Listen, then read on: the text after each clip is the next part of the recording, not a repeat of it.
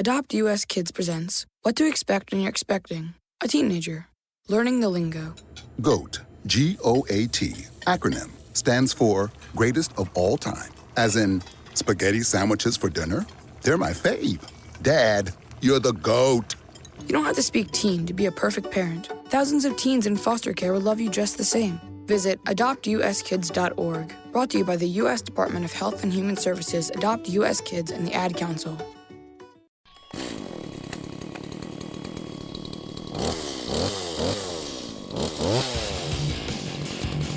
It's fucking chainsaw history time! So what do you want to talk about that the internet you don't mind them hearing about? I don't know, honestly. I'm good with just like starting with fuck Oprah and welcome to Chainsaw History because that's how I feel today. You're just in a fuck Oprah kind of a mood. I'm just in a fuck Oprah kind of mood. You know, I've never been in a fuck Oprah kind of a...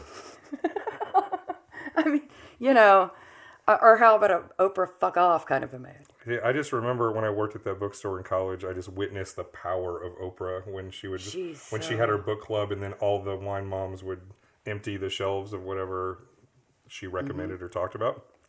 Yeah, I know, and that's how we all know about Gillian Flynn, and that's great. But Oprah sucks. Fuck Oprah. Sure. So wait, what the hell? Where are we? We're in our new home. So yeah, welcome to season 2 of Chainsaw History, where we're actually taking it slightly seriously.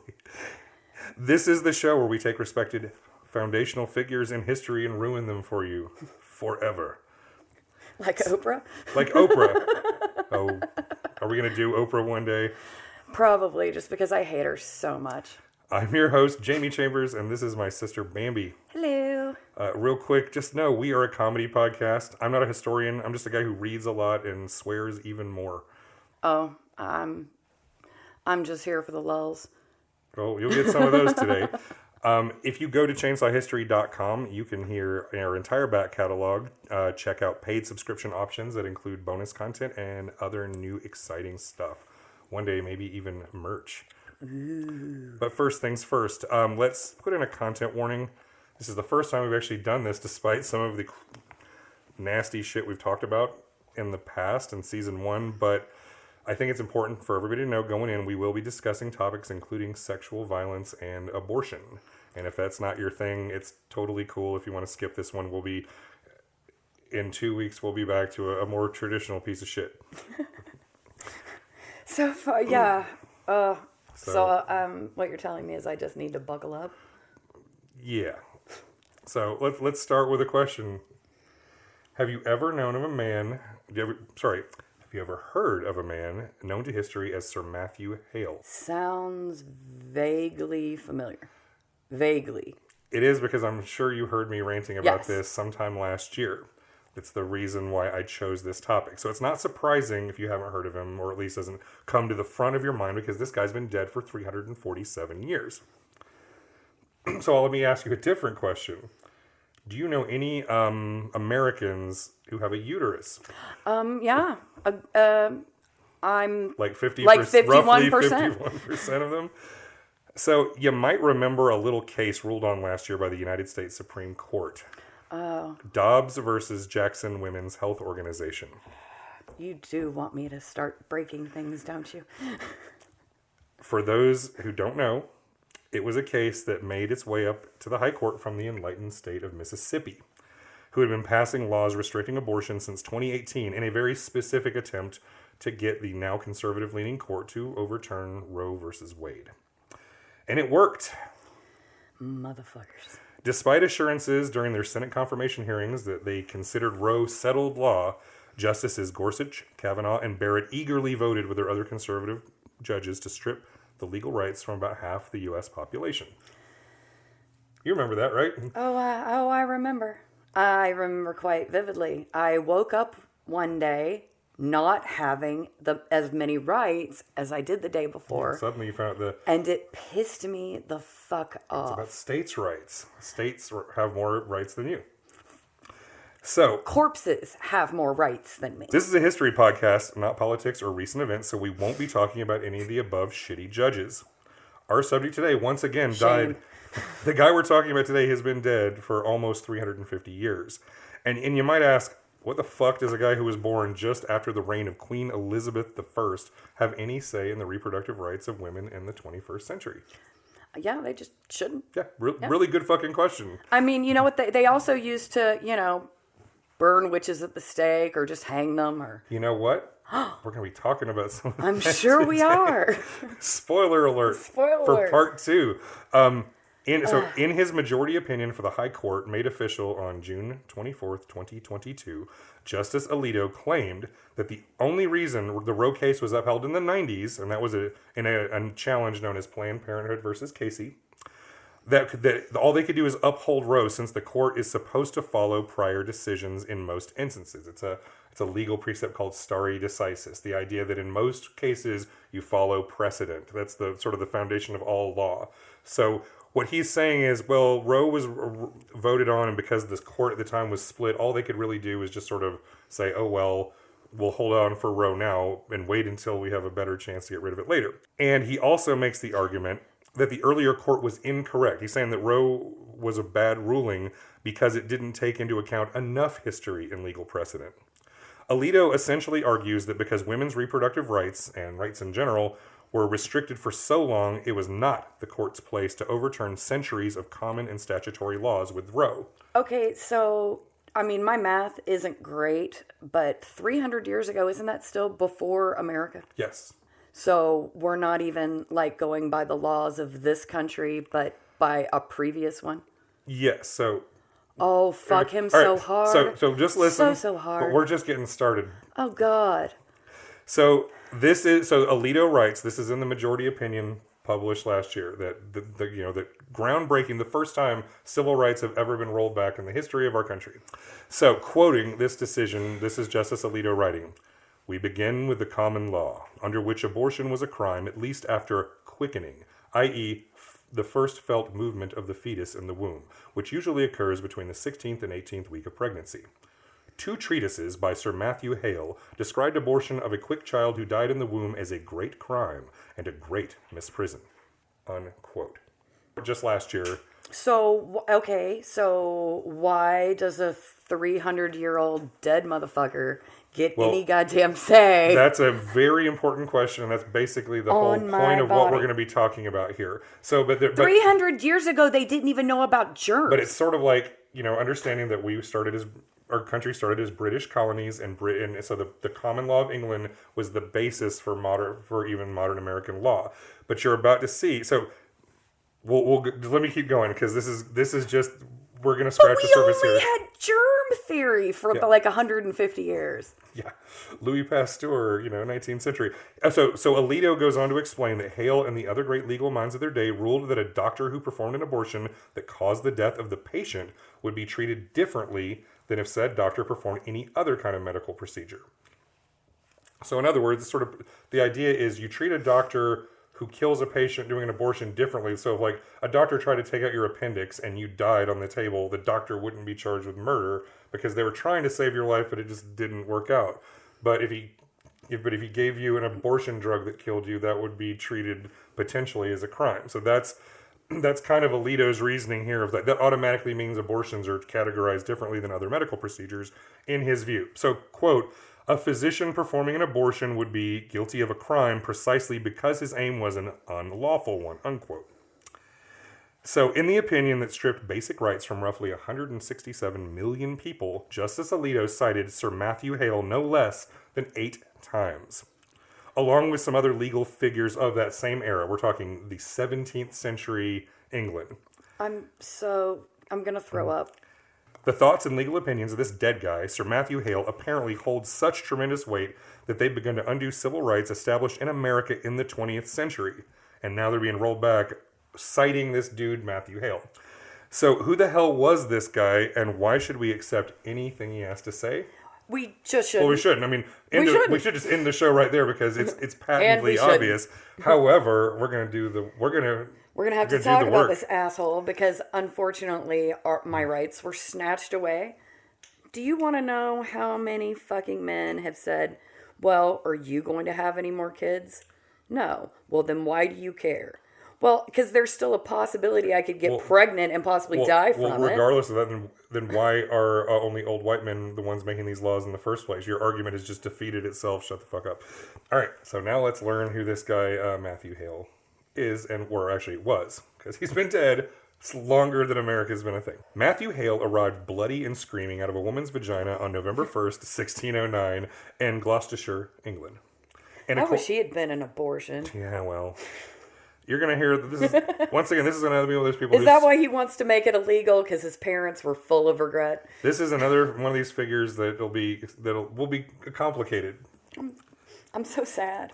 So we're going by basically, this guy died in the late 1600s, and this biography is just an absolute blowjob written only about 5 years after he died by this fawning admirer. Quote, "He was descended rather from a good than a noble family. And yet what was wanting in the insignificant titles of high birth and noble blood was more than made up in the true worth of his ancestors." Unquote. So, in other words, his family was nouveau riche, not blue-blooded. He had no nobility, but money. His grandfather, Robert Hale, had made quite the name for himself in the garment business and had built up a fortune of more than £10,000. I kind of went to try to figure out what that would be in today money, somewhere in the millions of dollars. Like, not like billionaire money, but still nice, really well set up, You're comfortable. You're in the rich club. So that was divided up between his 5 children, and one of them also named Robert Hale. So Robert Hale, the guy who made all the money, the grandfather, and then Robert Hale, the father. Young Bob did not enter the family business of making clothes, but instead turned to the legal profession. And Bob was also a devout Christian who, amazingly enough, attempted to practice what he preached. So ultimately, this is a good strike in this guy Bob's favor. He decided he could not in good conscience remain a barrister because, and this is going to shock you, standard practice of law involved lies and deception. Yeah, well, lawyers lying. Like they do now? Yeah. Specifically, what he wrote about that bothered him was a practice called giving color in pleadings. And basically that was about property stuff, inheritance. And it was like rich assholes could basically petition a judge over matters of law without needing to worry about pesky facts. So he could literally say, well, I am Lord so-and-so, and I have this claim, this property, which makes my word better than some asshole. And so regardless of the facts, the judge is supposed to rule in the Lord's favor. And Bob Hale felt like, well, no, the facts should always matter. The truth actually is important. Yeah, and that's kind of bullshit. Agree. Since he was, the truth and the facts are important. He had some money, but he wasn't a lord. So you can sort of see how he felt about that. Now, how big a deal this really was is kind of up to debate, because he was able to live off of his and his wife's inherited income quite comfortably. It wasn't like quitting his job was that big of a burden on him. And also, he wrote in his will that his son should follow in his legal footsteps. So if he really hated being a lawyer that much, why... Yeah, why do you want nepotism, and also, when you understand how young he died, too. So this is something he thought about when his kid was, born. Yeah, I want him to be a nepotism. Lawyer. Yeah. So Robert Hale Jr. was known for his Christian charity, as it seems he really took Jesus' instruction to heart about caring for the poor. So he was known, had a reputation for being more generous than his neighbors by, an order of magnitude. And he also refused benefits from his local parish, so those alms could be given instead to the people who actually needed them. So this guy seemed pretty solid in terms of wanting to use his money and privilege to help some people. We don't know much about her other than she was from a wealthy and established family that came over to England with William the Conqueror. But she died when little Matt was only 3 years old, and then his father died only 2 years later. So Matthew Hale was an orphan at age 5. Okay. And his dad literally had already provisioned for him at this point. Yeah, this kid should be a lawyer, even though I quit because it was immoral. So it's kind of weird. But weirdly enough, sets up the entire rest of this guy's story you're about to hear. So Matthew Hale's mother was Joanna Poyntz. We don't know much about her other than she was from a wealthy and established family that came over to England with William the Conqueror. But she died when little Matt was only 3 years old. His father died only 2 years later, making Matthew, who was an only child, was an orphan at age 5. Okay. But wealthy. Yeah. Very wealthy. Well, you definitely got some money. Okay. Now, if Bob Hale had kept working as a hoity-toity lawyer, had been a little less generous to the local poor, Matt might have been set up for life as a trust fund kid. but much of the family fortune was gone, leaving only £100 per year minus £20 per year to be given to the poor of their local district in Gloucestershire. Okay. So you can't exactly convert this, but the best estimate I could find, that'd be about somewhere around like 20 grand a year in terms of like what his support would be. Okay, so it's like you have a little bit of it's certainly income, it's certainly but a nice you still start. need to be a lawyer. Right, you would need a job in order to like be well set up. You know who else needs a job? Me. But we know what time it is. Oh, this is the part where we like get advertisements. Yay! Okay, and now we're gonna sell you stuff. Do you know what this is? Now, lots of people, that sound says it's morning again with a good day ahead. But of course, that doesn't mean every morning. For now and then, most all of us wake up feeling dull and logy because we need a laxative. And that's when another sound is so welcome. Yes, that's the sparkling sound of Sal Hepatica in a glass of water. Sal Hepatica. Unlike slow-acting laxatives, a sparkling glass of Sal Hepatica, when you get up, brings quick, gentle relief, usually within an hour. That means you don't have to feel dull and logy all day, waiting until night to take the laxative you needed in the morning. And if at the same time you're troubled with excess gastric acidity, Sal Hepatica helps sweeten your stomach. So keep a bottle of Sal Hepatica handy. Then anytime you need a laxative, Morning, noon, or night. see how much faster you feel better thanks to gentle, speedy Sal Hepatica. And we're back. And we're talking about Matthew Hale, little orphan, getting roughly about 20 grand a year at 5 years old for his care and support. Now, apparently the Hale side of the family was not particularly interested in little orphan Maddie because only two relatives from his mother's side fought over custody.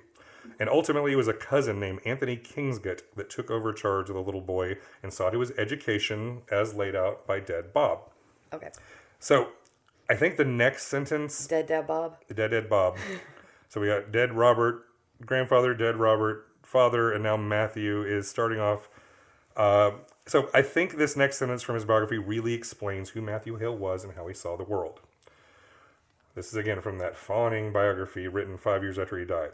Quote, "Great care was taken to his education, and his guardian intended to breed him to be a divine, and being inclined to the way of those then called Puritans, put him to some schools that were taught by those of that party, and into the 17th year of his age sent him to Magdalen Hall in Oxford, where Obadiah Sedgwick was his tutor." Unquote. That's just... okay. So what the author is saying is that Matt's cousin stepfather intended for the kid to become a Puritan preacher. That was he didn't go for the lawyer thing. He's like, no, we're going to raise you to be the most uptight religious guy in the world. Oh, this is where witch trials come in. I see now. And when Matt was 17, he was shipped off to Oxford to be taught by this guy named Obadiah Sedgwick, who is not, in fact, an instructor at Hogwarts. He actually was a very influential Puritan preacher of the day. So, like, imagine the dude with the biggest, tightest buckle on his hat. Well, you know, they have to keep their thoughts buckled up as well as their pants. Exactly. Their shoes. What would Obadiah Sedgwick have taught at Hogwarts? God. Transphobia. Moving right along. So Matt's entire early life was religious education focused on piety, faith, obedience, chastity, and other things that are lame and not very fun. Don't touch yourself, children. Yep. And you know what? I don't think it was very good for him. Probably not. So, being pent up all your life really makes you just kind of a terrible person. I mean, as you know, the temptations of our Lord Satan lurk around every corner, and something tried to lure our young hero off the pure and righteous path. Can you guess what dark force was coming for his soul? A vagina? No. He does. Now, here's one thing I will say. I'm breaking out of my script for a second, because his biographer doesn't even really mention it. It's not important. Matthew Hale was married twice and has like 10 children by his first wife. I think he was pretty much too old to be making babies by the time he got remarried later. But he had 10 kids. He was married. He gets married sometime as an adult in this story, but his biographer basically didn't mention it. It's only other sources that revealed that. So you won't hear me talk about her because he certainly didn't care, and the biographer didn't think she was relevant. or his children are relevant to his story at all. So he does get married at some point, but once again, this is all about duty and being a good Christian and all that. And I'm sure he had sex under the Christmas tree once a year or whatever, I don't know. But that's not a vagina, the theater. Oh, God. So as a teenage boy suddenly exposed to popular entertainment, young Matthew got so into seeing plays and hanging out with actors that he started skipping class and almost flunked out. I mean, going to the theaters, right? I mean, that really would be like a guy who goes to the movies all the time these days and gets really, really into it. But every nerd I know. But then when he reached the precipice of screwing up his education, he suddenly wait a second. He decided that the theater was not only a complete waste of his valuable time, and it filled his head with, quote, images of things, that they were at best unprofitable, if not hurtful to him, unquote. So he already knew he was going to be planning to move to London after he gets out of Oxford, a city filled with evil theaters and plays. So he knew that in order to just set his life straight, he had to make a vow that he would never see a play again for the rest of his life. And he didn't. He's 17. Okay. This is the person we're Whatever, loser. And you're going to see this theme. Sit down. In his life story, you're going to see this recurring thing where it's like, he does something that he decides is a bad idea or a sin, and then he overcorrects as hard as you possibly can. So his other interests as a young man were wearing the finest clothes and participating in gentleman's sports, such as fencing and shooting. And of course, his grandfather was a famous clothes dude, so it makes sense. He is wearing the finest threads, and he's got the money to have a good, decent outfit. The biography tells us that Matt was so good with a sword that he was routinely beating his instructors. He tells a weird story about one fencing teacher who rented a house that Matt owned. So yeah, seems like he's doing okay. He literally was renting a house out to one of these guys teaching him how to use a sword. And the teacher swore, he's like, Matthew, you are better than me. He's like, the student is now better than the master. Nothing more I can teach you. And according to the story, Matt felt like the guy was just flattering him. So Matt offered to give his teacher the house he lived in if the guy could even land a single blow on his head. So in other words, it's like, okay, he's like, you rent this house from me, and you're telling me that I'm better than you, so let's put that to the test. If you can do this. And so, according to the story, he knew that the teacher was just talking some shit. Mm-hmm. And and so, this is the way the quote goes from the biography, quote, so, after a little engagement, his master, being really superior to him, hit him on the head, and he performed his promise, for he gave him the house freely, and was not unwilling at that rate to learn so early to distinguish flattery from plain and simple truth, unquote. So I love how this story is presented as if Hale was just being humble, when I bet you dollars to donuts it went more like this. He's like, forsooth, verily I am so keen with the blade that if thou canst strike me even once, I shall give thy bitch ass a house. So it's like, he thought he was he was hot shit. He was like, I'll bet you this house. You can't. And then this guy just owns him. So instead he reframes it. He's like, this was a lesson in humility, that I crafted myself. This was all according to plan. I wanted to give away this house. It's like, I know I'm detecting bullshit from 400 years ago. Yeah, it's like, sorry, buddy. Good luck selling that story. Anyway, the biography goes on to tell us that Hale was so devoted to his tutor Sedgwick and his hatred of Catholics that he signed up to go fight in the Low Countries for the Prince of Orange's army, a.k.a. King Billy, the man who would one day co-rule England, Scotland, and Ireland with his wife Mary after overthrowing the Catholic King James II. So, instead of going off to die as a foot soldier in the Game of Thrones, he got sued by some guy named Sir William Whitmore for a portion of his estate. So suddenly it's like he was literally about ready to put a spear in my hand. I'm getting ready to go want to kill some Catholics. The biographer says that his cousin's stepfather was not up to the challenge of dealing with this, so Matt set aside his plans and went to London to settle the matter. From there, some guy named Glanville helped fulfill the wish that was in his father's will. And he talked Matt into giving up his dreams of glory in battle in the name of Protestant Jesus, and instead to study to become an attorney. Oh. Setting us up for the rest of this. So it would have just been better for him to go die in a war. He could have just kind of fucking piked to the chest, shot with an English longbow. See, I'm typically against wars. Musket fire, to the face. I would have been real grateful for this guy not to be around. So, on November 8th, 1629, barely 20 years old, Matt was admitted to the Lincoln's Inn. So in 17th century, there were 4 inns of court in London, sort of like the fancy law schools of their day, places for legal education and training for people entering the profession. And admittance to Lincoln's Inn was quite the feather in his cap.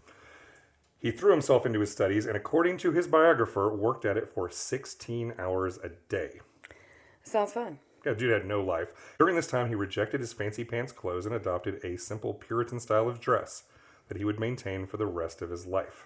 Oh, he sounds real fun. Now, during this time, there was also some sad accident with a friend involving alcohol, and the biography was not clear exactly what happened, but it was bad enough where Matt made a vow, once again, to never drink for the rest of his life, and according to everyone, stuck to his guns even when there was intense social pressure. So already, not going to the theater, dressing down, never so drinking. So he's drab, and he sucks, and he's lame. Yeah.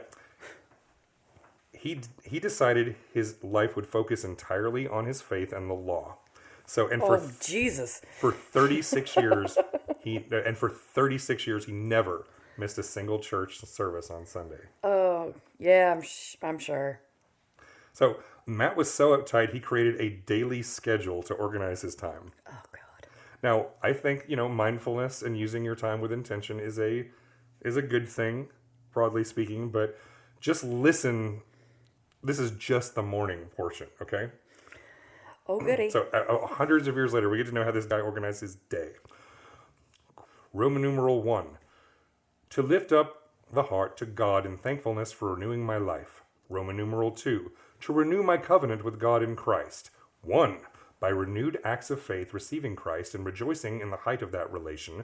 2. Resolution of being one of his people, doing him allegiance. Roman numeral 3. Adoration and prayer. Roman numeral 4. Setting a watch over my own infirmities and passions, over the snares laid our way. And then there's a Latin phrase, it's something like perimus licitis or something. And this is his day planner? This is his day planner, and that's just the morning. And so literally the last little phrase, that little Latin bit, it just basically means death for a good cause. So literally by the time you've had breakfast, you should be thinking about dying well in the name of the Lord. So how if I just want to drink coffee, dude? He goes on to make sure his day job is in alignment with God's will and that he maintains his prayer and spiritual connection throughout the day. That he should only enjoy meat and drink in moderation. You already know that he already doesn't drink alcohol. So when he says that, he's literally meaning he's don't like eat water. or drink. Don't eat or drink too much. Just what you need. He had a rule of no games, quote, if given to covetousness or passion, unquote. In other words, nothing any fun. Okay, so fun's illegal. Fun is just off the menu. And he had reminders for himself if he was alone. Quote, Roman numeral 1. Be aware of wandering and vainful, lustful thoughts. Fly from thyself rather than entertain these. Don't touch thyself. Do touch not thine dick. 2. Let thy solitary thoughts be profitable. View the evidences of thy salvation, the state of thy soul, the coming of Christ, thy own mortality. It will make thee humble and watchful. Unquote. Yeah, just don't touch your dick. Don't touch your dick. Don't touch your dick. Don't think about boobs. If having company over, he orders himself, once again, this little plan, to use God's name reverently and to always leave a good example, and to receive good from them, if more knowing. And he finally ends the evening by reviewing his accomplishments and begging forgiveness from the Lord if he fell short, and resolved to do better under the mercy of the Lord our God, etc., etc., etc. Would you ever invite this guy to a party? God, no. I don't think you should let that guy out of the house. He seems dangerous. Yeah, it's a little unhinged, but So much so. So because of all this hard work, This made me think feelings. I must make it stop. Because of all this hard work and faithful living, Matt got the attention of William Noy, who was the Attorney General of England at the time. Apparently, our hero was so up this guy's ass that Matt gained the nickname Young Noy. Just for the record, I absolutely refuse to accept the word hero. Just letting you know now. Every time you say it, I'm in silent I'm trying protest. to get you on Matthew Hale's side. No. Here. All right. Fuck that guy. So he's now young Noy, the little kiss ass with the Attorney General. Though Hale would go on to surpass even this latest mentor. But he had a hilarious problem that created a temporary speed bump in his career. So you might have already noticed this pattern we talked about how he just makes a decision that something was a sin or he was doing something wrong, and then he just goes hard in the opposite direction. Always. Like, I'm never going to see a play again. You're never going to I'm never going to drink again. So I'm never going to touch a boob again until the next time I touch a boob. Right. Or at least think about a boob or an ankle or whatever. So, he's not drinking. He's not going to plays anymore. And for a while, he dressed in fancy clothes. And then he made the decision, no, that's not the Puritan way. You're supposed to be simple and humble and all that. You're supposed to suck. So he looked like a fucking slob for the next few years. So much so that when a press gang was rounding up a peasant conscripts for His Majesty's army, Matt got swept up with all the peasants. And he was almost sent off to war for the second time, which would this time be fighting for the Catholic king. Gross. No, that's hilarious, though. It's like he literally almost got forced to fight for the army he wanted to fight against before, just because he was a fucking slob. He looked like shit. He looked like Pigpen from the Peanuts cartoons. Just like flies following around and kicking up dust everywhere he went. But finally, someone recognized him as a lawyer working for the Attorney General, and they let him go. So Matt decided maybe I should clean myself up a little bit. Nothing too, not to go back to full fancy pants, but just middle of the road, just to be a simple professional. And that's kind of the way he set himself up, so that wouldn't happen to him again. So at least he didn't look like ass. Yeah, you can't look like a bum, dude. Yeah. So we are told that young Hale was purchasing cloth from a draper. So that's where you'd purchase the whole bolts of cloth, and then a tailor would, or a cutter would then cut the suits. Didn't they have cloth? That wasn't that a thing? Yeah. So Hale was purchasing cloth to get suits and stuff made. And the dude offered to give Hale the cloth now at no cost if he would promise to give him £100 when Matt became Lord Chief Justice, the highest office in the land. But Matt refused a deal he felt was not honest. And of course, later, this guy got to curse under his breath when, in fact, Matt absolutely did become Lord Chief Justice. In the meantime, he did nothing but study and pray and be a complete tight ass. Good times. He remained at the hall and continued to study even during official vacation. So this is like at Hogwarts when all the other kids went home for Christmas. He's Hermione. He's the one who's staying there and working and studying when just everybody else is having fun. He's just got no life, no interest, because you might touch your dick if you ever stop for even just a second. He organized collections of books he read with extensive notes, compiling them into kind of a Cliff Notes, or Hale's Notes, version that ended up getting borrowed by a judge of the King's Bench who was really impressed. He was like, wow, this nerd really made a nice little reference guide for some of this law. Now, Matt had not yet passed the bar, but he'd already written a legal work recommended by a royally appointed judge. So this guy has just got nerd ass-kissing down to a science, and he's in his early 20s. Gross.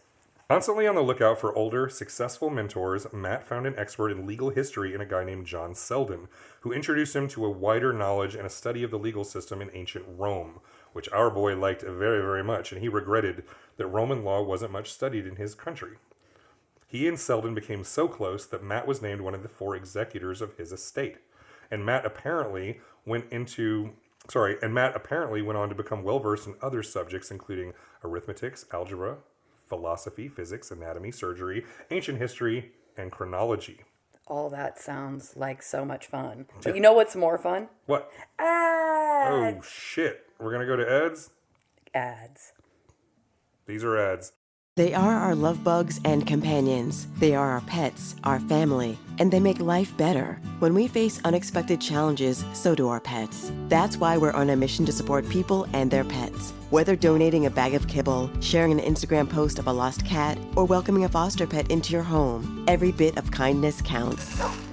Visit petsandpeopletogether.org to learn how to be a helper in your community. Brought to you by Maddie's Fund, the Humane Society of the United States, and the Ad Council. And we're back. We're back, and Matt is being a complete dork. He's been a complete dork this whole time. Yeah, well, now he studied Jewish law in the Old Testament, despite being absolutely lousy at the languages they were written in, and making the study of divinity chief to all others. He got up early in the morning and was never idle. After dining, he would read or study, not wanting to waste a single moment with simple pleasure or relaxation. I mean, it's the most Puritan thing ever. You just got to work and pray and work and pray and never touch your dick. Never touch your dick. Never touch your dick and then until you die one day. So, remember how earlier Matt was ready to die to sit a Protestant king on the throne? Well, when the English Civil War broke out, our boy here decided to keep his head down and shut the fuck up. He refused any public involvement or to even talk about the news with anybody. He was like, we don't talk. He made sure he was generous to people having a hard time, and he was quietly working for people in the current king's employ. So it's like still taking some of that Catholic king money. And he just grumbles about it. Now, Matt rode things out this way until Oliver Cromwell was in charge. And he wanted to appoint our hero to the bench. And Matt kind of hemmed and hawed, like, but ultimately accepted the appointment, being careful to never recognize the authority of the usurper. Now, at 43 years old, Judge Hale oversaw a murder trial of a townsman who died in a fight after the guy refused to give up his gun to the soldier stationed nearby. So, basically, like, this soldier is walking through town, sees a local with a gun, and demands it. They get into a fight, and the soldier kills the local. Matt ignored the defense of the commander of the garrison and had the soldier executed quickly so that the strings couldn't be pulled for this guy. He's like, no, fuck that guy. Fuck that guy. You're dead now. You're kicking on the end of a rope, buddy. Yeah, I guess you shouldn't have done that. No, he believed in swift justice, and is actually one of his legal precepts. I may even get into it later, but it's basically the idea that he felt like crimes of blood needed to be resolved quickly and like with swift, harsh punishments, but crimes of words or property could be more reasoned. And that's actually, not... Yeah, except for I don't believe in capital I don't believe in capital punishment either, but, in this case, under this world, that seemed like the best thing to do, was fuck that guy. I guess. Later on the judicial circuit, Matt got pissed when a local sheriff abused his authority to fuck with the jury of an important trial. So this sheriff's doing a little jury tampering. Matt finds out about it, and he's like, I refuse to try this case at all. Cromwell was pissed when he found out about this, and said that Hale was not fit to be a judge. Matt was quoted as saying, "That is very true." See, as a devout royalist, Hale tried to split his hairs to do his job, but he ultimately felt he could not have someone executed by the state without the authority of a true king. So, because in his mind, all the authority came from the king, and the king's authority came from God. So you can't this is a false king. Kill somebody. This is a false god. This is just some dude sitting on the throne. No, God did not divinely appoint Cromwell to be sitting on the throne. So this made a number of very important people unhappy with him. But Matt just kept on plodding along and practicing law without taking hard sides. He didn't want to get himself in trouble. He wanted to make money and money came from whoever was sitting there, on the, in the big chair. Yeah. So in the middle, so now he's middle-aged. And Matt was chosen for Parliament during a time when there was no House of Lords. So he's going to the House of Commons, and there were two primary parties struggling for dominance at the time. So the one was called the Enthusiasts, and these are the people who wanted to just tear down the existing system of England and set up the Kingdom of Christ. The other was the pro-Cromwell party, and these are usually like the merchant class. These people like, this disruption of the old society is a really great way for all of us to get rich and powerful. Matthew took neither side, but instead decided to kind of mitigate the damage of the most extreme members of both sides. He's like, let's just keep this thing together until a king gets back. Let's not fuck everything up. So apparently one of the things he fought against, there was a plan. There's like, hey, let's just go to the Tower of London and burn all of the records. Let's just wipe the slate clean. Let's just there's just a lot of ugly stuff in English history, and let's just burn it all. And Matt was saying, that's a terrible idea. You can't just erase history. Yeah, he's like, how about we don't do that? And it's like, for all of his faults, Matthew's very devoted to history and precedent and the things that came before. So he continued to administer justice under Cromwell, but when the guy finally died, Matt refused to publicly mourn the protector of England. So they sent him official mourning robes, and here's the instructions of what you're supposed to do to properly mourn the protector. It's like, nope, fuck that. He didn't want to do it. Nor did he accept a commission from Cromwell's son, Richard, because instead he's like, wait the fuck a second. Cromwell was already just sitting there, and now you're saying there's an inherited throne. He's not royalty. That's not how this works. That's false nepotism. Yeah, that's very different from these made-up families, trees that are royal, divinely appointed. He instead lived as a private citizen. At this time, the army removed Richard Cromwell from power until Matt's wishes were granted, when Charles II was called back from exile and proclaimed the lawful monarch. Finally, our boy had the Protestant king he'd always hoped to serve. So in short order, Matt was elected back to Parliament, and according to the biography, he wasn't even running. Like, he's just, all of his neighbors said he was so awesome that they appointed him. He was amazing. And very quickly, Charles appointed him Knight of the Shire from the county of Gloucestershire. That all sounds very hobbitish. So he's officially Sir Matthew Hale at this point. Now he's in mid-40s. And he used this position to help craft and pass the Act of Indemnity, which essentially pardoned and forgave all the Cromwell supporters so that the Reconstruction period following the English Civil War would be productive and not focused on vengeance. So he's like, let's not just get there. Let's not, tear into each other and have it all about prosecuting all of the people who supported the usurper. Let's just move on as a nation. Let's heal. Matt was made Lord Chief Baron and served for 11 years and gained a solid reputation for justice and exactness in his trials. Now put a pin in that in your brain, because this period where he's Lord Chief Baron for 11 years is where a trial we're going to cover in the second episode takes place. Oh, goody. Before we get there, we're just going to go through his general biography before we move on to specific areas of law he ruled on. So you might remember a thing that happened in London in 1666, when somebody knocked over a lantern or put out a cigar in the wrong file, and 13,000 homes, 87 churches, the Royal Exchange, and a bunch of other buildings burned to the damn ground. The Great Fire of London. So Matt was one of the main judges who resolved disputes between tenants and landlords in the aftermath of that nightmare. And he also laid down important rules for the rebuilding process for the years that followed. So, here is how you resolve these disputes between a tenant and a landlord. And he also used his skills in both math and architecture to literally define, I have no idea exactly how, but he wrote down all these rules to help people make these determinations in a consistent way. Because that's kind of his life's goal, was to make the law consistent. Because a lot of it, common law, was just sort of that's just what we know it is. He's one of these guys who's no, we got to write this shit down. And so that everybody rules on it the same, so these precedents are real. And that's one of the reasons why he's so revered in legal circles, is he's the pioneer of writing shit down. Which is fine. And standardizing it. That part's fine. It's fine. So he's still lame. Yeah. But it's fine. It's fine, even though it's not fine that his shit has anything to do with our lives now. But the idea of writing out the law seems to make sense to me. So Matthew wrote out personal rules for how he'd rule as a judge, much as he wrote out the rules for how he'd spend his day. Because he's big on writing his own schedule and rules for himself. An emphasis on receiving strength and direction from God, not to be swayed by pity for the poor or show favoritism to the rich. He wrote that matters of blood should be dealt with severely, but show moderation in matters of mere words, like I mentioned before.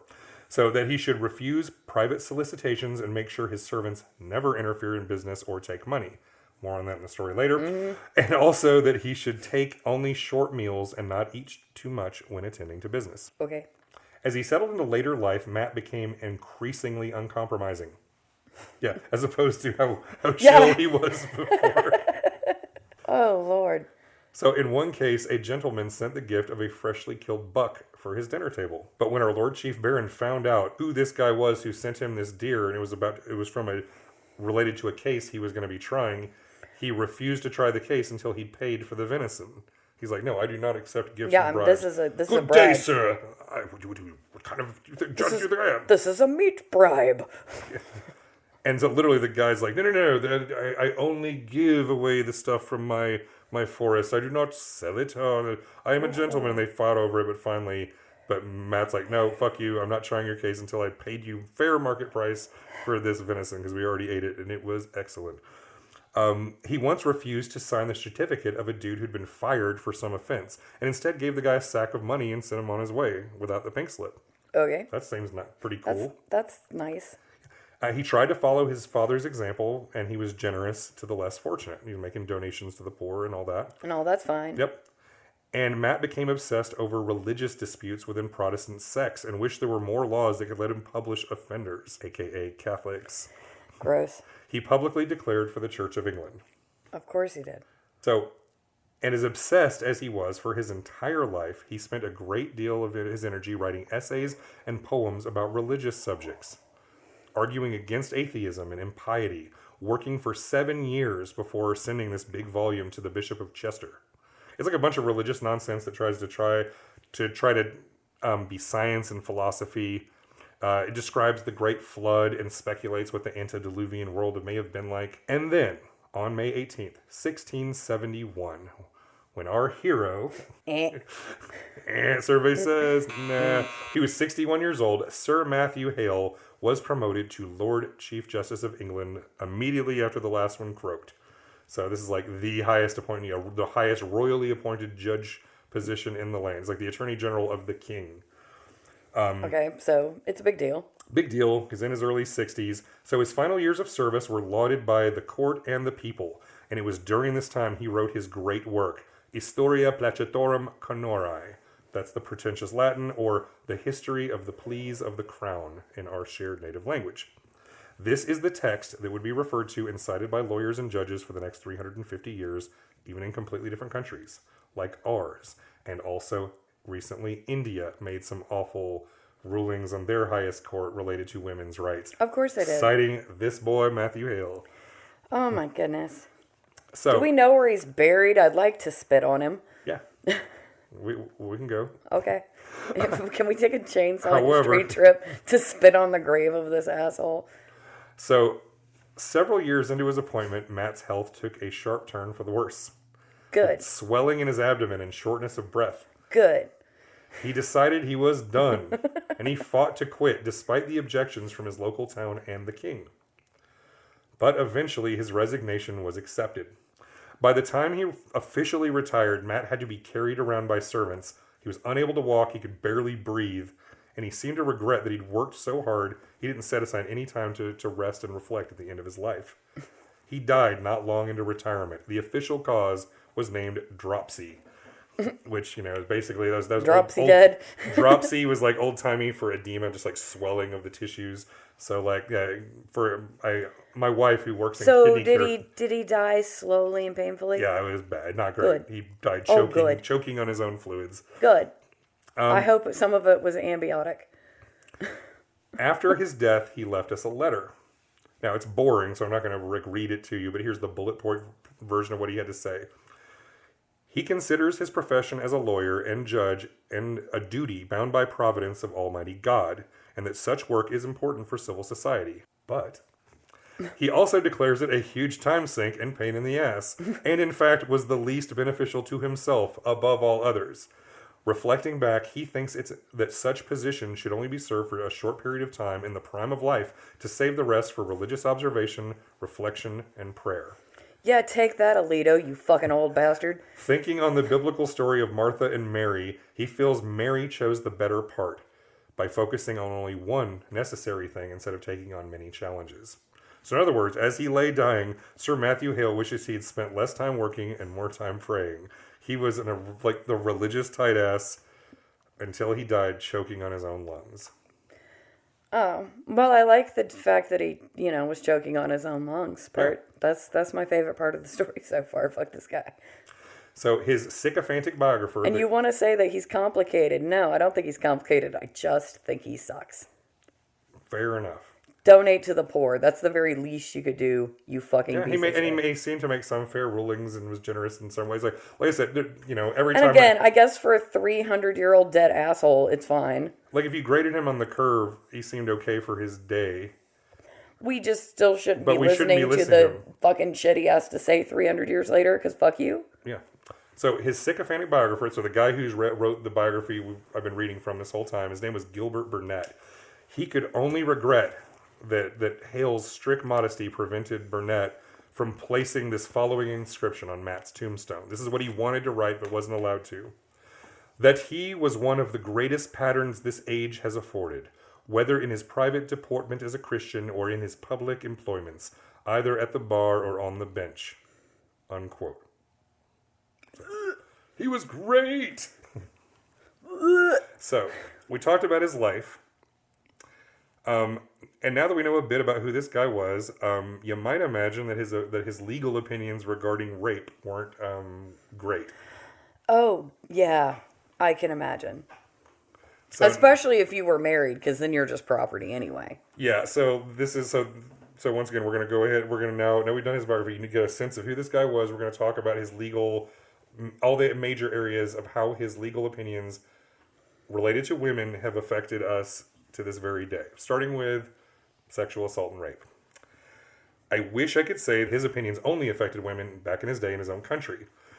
But to start with the basics, let's start... Okay, so in his great work, the one we talked about, Historia Placetorum Canorae, Hale defines the crime of rape under the English common law thusly, quote, "Rape is the carnal knowledge of any woman above the age of 10 years against her will, and of a woman child under the age of 10 years with or against her will," unquote. So what did you pick out of that little paragraph right there? Well, I mean, you're not supposed to take women against their will, and you're especially not allowed to touch the children. Yeah, but he defined the age of consent as 10 years old. Which is ridiculous. I mean, even for then, it sounds a little young. Now, to his credit, if you are going to give him any, later in this same book, he goes on to define the age of consent as 12, not 10, and recommends that the wording of the law be changed to be automatically rape if the girl is 11 or under. So that's, an improvement. No, that's not how any of this works. He goes on to some detail about the legal difference between rape or buggery, which means penetration versus carnal knowledge, which is other kinds of sexual assault that doesn't involve penetration. He talks about different situations in which rape can be prosecuted, and then drops this little doozy. Quote, "But the husband cannot be guilty of a rape committed by himself upon his lawful wife. Mm-hmm. For by their mutual matrimonial consent and contract, the wife hath given up herself in this kind unto her husband, which she cannot retract." Unquote. Yeah, and now granted, she wasn't even allowed to pick her own husband. Her parents did that for her. Yeah. Zach, 90% of the time, so that's how that works. Very clearly stated. Very a wife clearly cannot property. be raped by a husband. Yeah, unfortunately, those views were pretty much in line with the standard beliefs of the time. So it wasn't like this was once again, this was him reflecting common law that was already out there. And to be fair, he does say that does not write that it's okay for a husband to, quote, "prostitute her to a rape," unquote. And if a dude were to try that shit, the husband would also be guilty of the crime and end up dangling from Hale's rope. Because for all of the awful things about this, he also believed that a rape was a serious crime that should be punishable by death. He also says the law does not make a forced or coerced marriage a legitimate rape.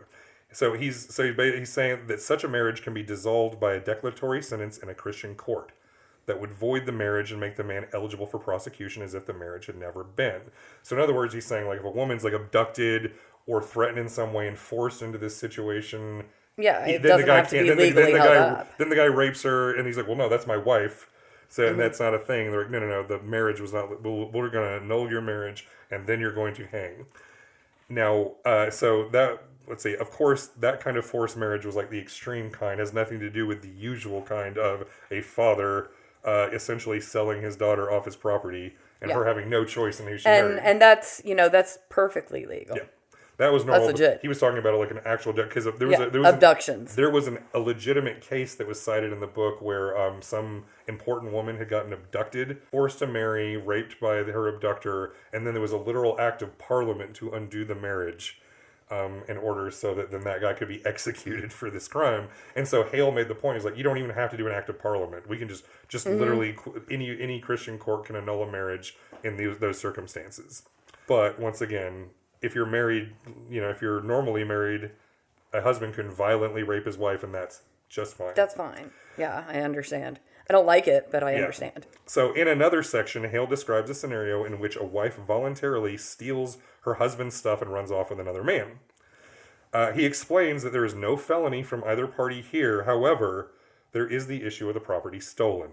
Quote, "But without question, if the wife were actually ravished and the goods taken, this action lies for the husband, and he shall recover damages for the rape, as well as the goods, that the wife were dead or divorced after the rape."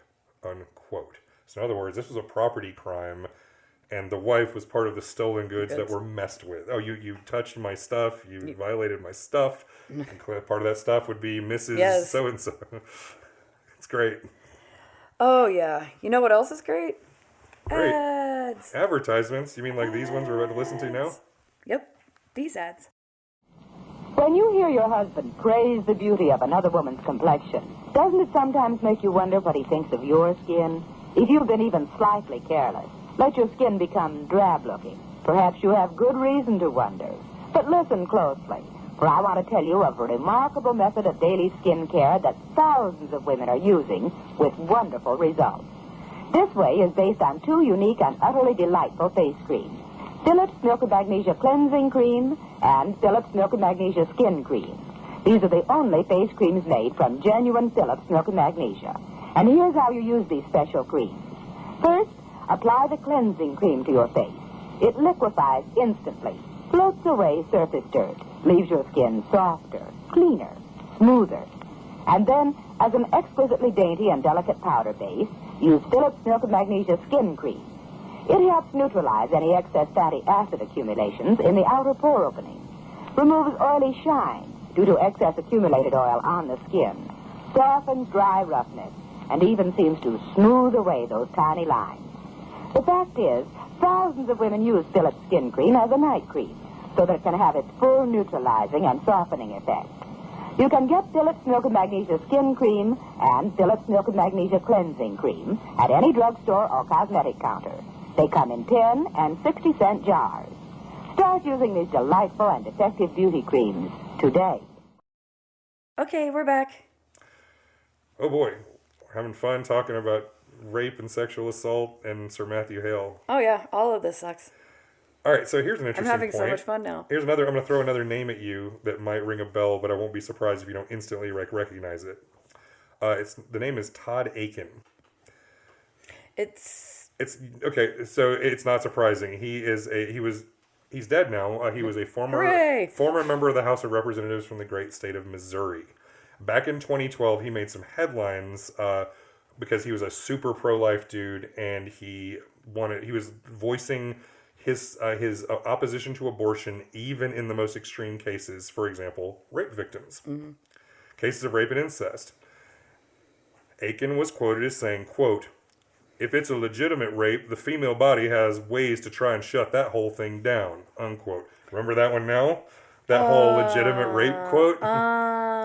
So in other words, he's saying this Aiken is saying if it's pregnant, it wasn't a rape if the woman got pregnant because that's apparently how biology works. Oh yeah, because we can just force a baby away. Well, guess what? Matthew Hale disagrees with Aiken. Well, that's nice at least. He uses a Latin phrase I'm not even going to try to pronounce, but it translates into, quote, "For a woman can become pregnant even if she has been oppressed with force," unquote, because, of course, that's how human biology works. That's how fucking sperm works, yo. God, I mean, it's worse. It's terrible when the 350-year-old terrible person has a more reasonable thing than the dude from Missouri 10 years ago. Yeah, I mean...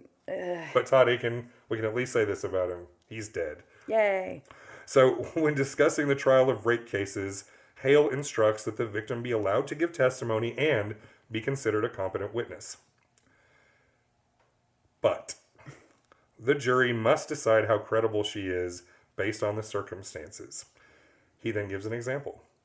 First example is a woman of good reputation who immediately reports the crime and shows physical signs of injury, and then compares her to a woman who did not immediately scream rape, does not appear to be injured, doesn't seem like anything was wrong, came up later. She should probably be disbelieved.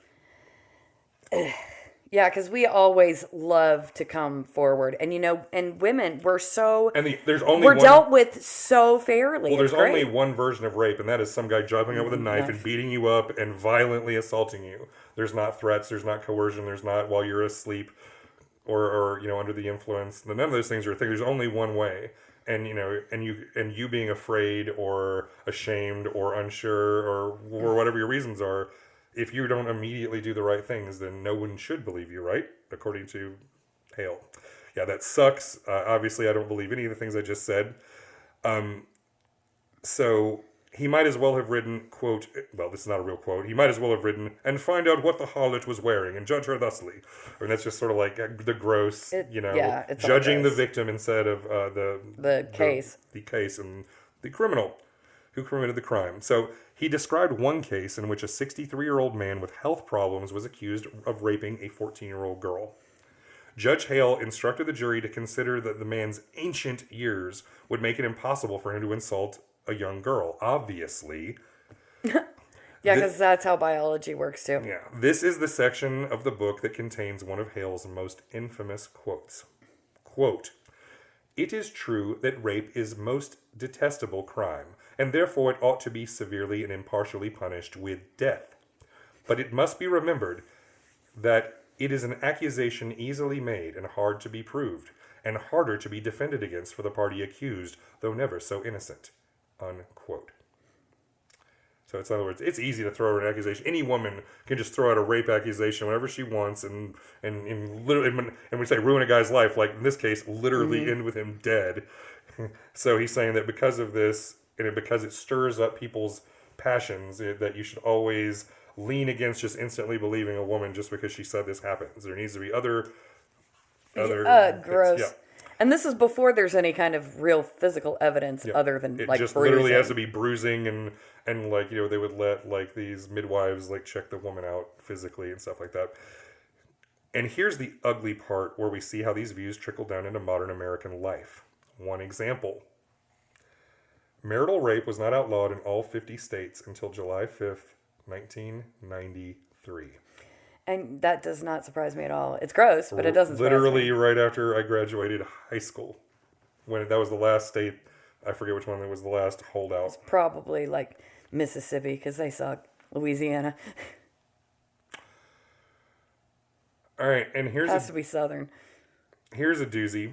In the Fordham Urban Law Journal, Volume 4, Number 2, Article 10, from 1976, the title, and it's a long one, this is a law journal, Criminal Law, Rape, Cautionary Instruction in Sex Offense Trial Relating Prosecutrix Credibility to the Nature of the Crime Charged is no longer mandatory, discretionary use is disapproved. That was the title. It discusses the appeal of a convicted rapist in the state of California. So what were the grounds of this man's appeal? So he's already convicted, he's trying to get it overturned.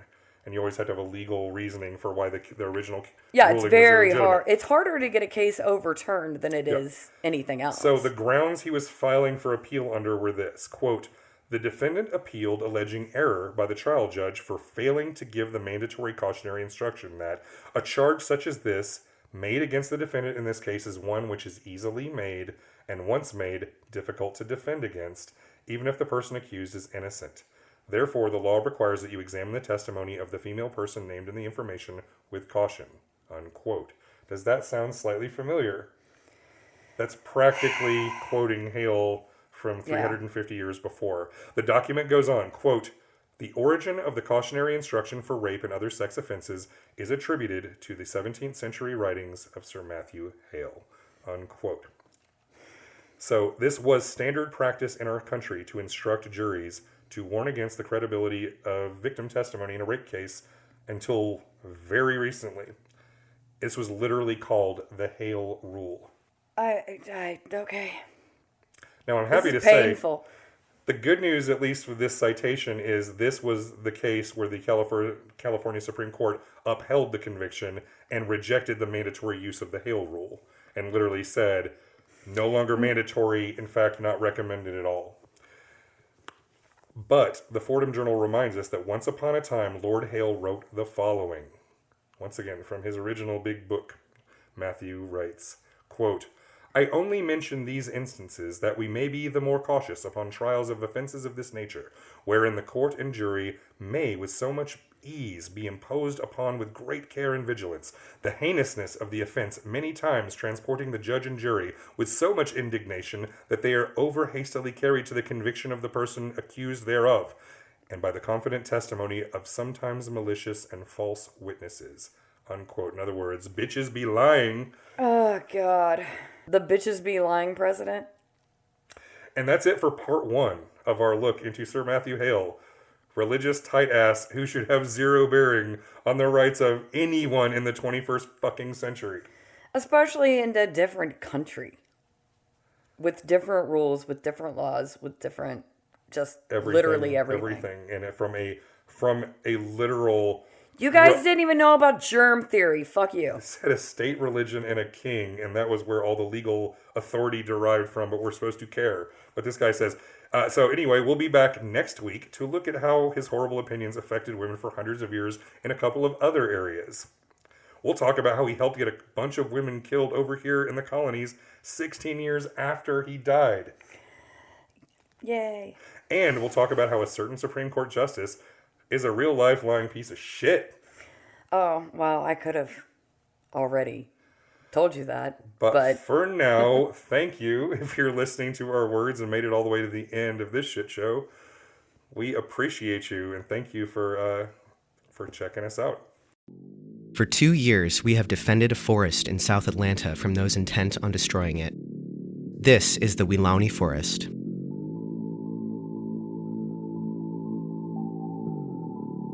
Those who want to destroy it intend to build a $90 million police training facility, Cop City, with roads to practice high-speed chases and a mock city to practice raids, explosive testing, crowd control, and other tactics of urban warfare.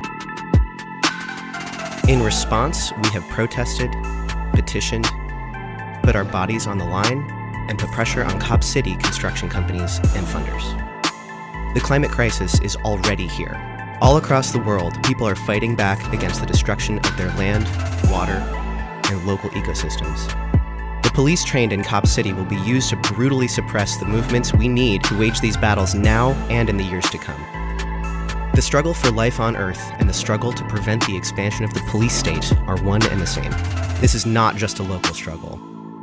With media attention on the rise, city officials are scrambling to control the narrative. These individuals meant harm to people and to property. This is a very small group of individuals. Many of them don't even live in Atlanta or in the state of Georgia. They have fabricated domestic terrorism charges, and they have done this precisely because the movement is strong. The police murder of Tortuguita and the ensuing cover-up could have chilled the movement, but instead it has only grown and spread. Together we will stand up for the forest, for the trees and the animals that live in it, and for each other. Wherever you are, we need you here. Come camp with us from March 4th through 11th for a week of action in the Weelaunee Forest.